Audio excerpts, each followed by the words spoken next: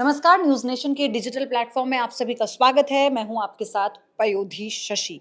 आज का मुद्दा छात्रों के लिहाज से बहुत महत्वपूर्ण है क्योंकि एसएससी फेज 13 की जो परीक्षा है, तुरंत तौर पर जब उसे रद्द किया गया तो उसके बाद छात्रों में आक्रोश बढ़ गया। इसके पीछे पहले कारण क्या रहा वो मैं आपको बता देती हूँ। इसके पीछे कारण ये रहा कि परीक्षा में जो सर्वर था वो क्रैश हो गया, सिस्टम हैंग हो गया, उपकरणों में दिक्कतें आ गई, यानी काम करने जैसी कई समस्याएं थी जो पैदा हो गई। कई टेक्निकल प्रॉब्लम वहां पर आई जिससे छात्रों में बहुत ज्यादा रोष है और वो बहुत ज्यादा असंतुष्ट भी हैं।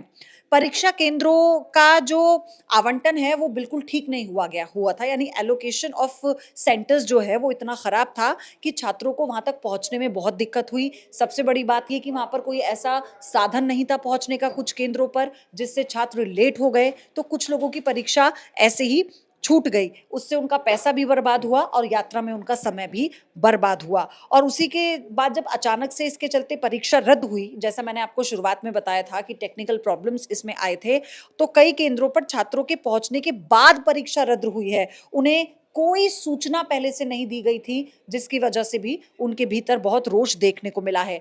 और सबसे बड़ी बात जो सामने आई थी कि बाउंसरों की तैनाती की गई थी बाकायदा, यानी छात्रों ने ये भी आरोप लगाए हैं कि परीक्षा केंद्रों पर बाउंसरों की तैनाती थी। जब छात्रों ने इस परीक्षा रद्द होने को लेकर अपनी आवाज बुलंद की तो उससे ये हुआ कि उस बाउंसरों को बुलाकर उन्हें उनकी आवाज को दबाने की कोशिश की गई और उनके गुस्से को दबाने की कोशिश की गई।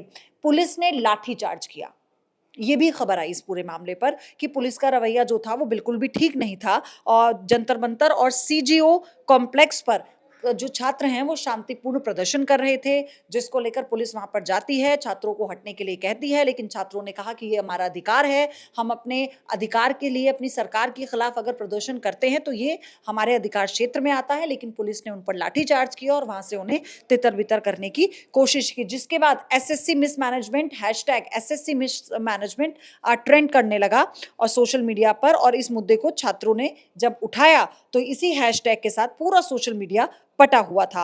अब आप ये सोचिए कि 55,000 से ज्यादा शिकायतें दर्ज की गई हैं सिर्फ फेज 13 परीक्षा को लेकर, यानी एसएससी को हजारों शिकायतें आई हैं सिर्फ इस फेज 13 की परीक्षा के लिए।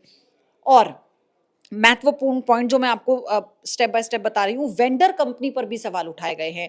परीक्षा आयोजित करने वाले जो आउटसोर्स कंपनियां हैं, जैसे कि टीसीएस है, उसकी भूमिका पर सवाल उठाए हैं। कई छात्रों ने तो ये भी कहा कि जानबूझकर गड़बड़ी करवाई गई, कई छात्रों का ये भी कहना है। और इस पर अब क्या हुआ, जब छात्रों ने इस तरह की बातें कही कि जो परीक्षा है ये भी राजनीतिक गतिविधियों से प्रेरित है, तो इस पर राजनीति शुरू होना लाजमी है। राहुल गांधी ये कहते हैं कि जो सरकार है, उन्होंने सीधा प्रधानमंत्री पर भी निशाना साधा। उन्होंने कहा कि ये सिर्फ और सिर्फ छात्रों के भविष्य के साथ खिलवाड़ है और इसकी जांच होनी चाहिए। लेकिन इससे इतर जब छात्र प्रदर्शन कर रहे थे तो उनकी यही मांग है कि एक तो परीक्षा दोबारा से की जाए, इसमें जो अनियमितताएं हैं उसको दुरुस्त किया जाए, इस पूरे मामले की सबसे पहले निष्पक्ष जांच हो और जो दोषी है उस पर सख्त कार्रवाई की जाए, क्योंकि इस तरह कोई भी मामला दोबारा ना आए जिसमें छात्रों का समय, उनकी उम्र, उनकी मेहनत, उनका पैसा बर्बाद हो।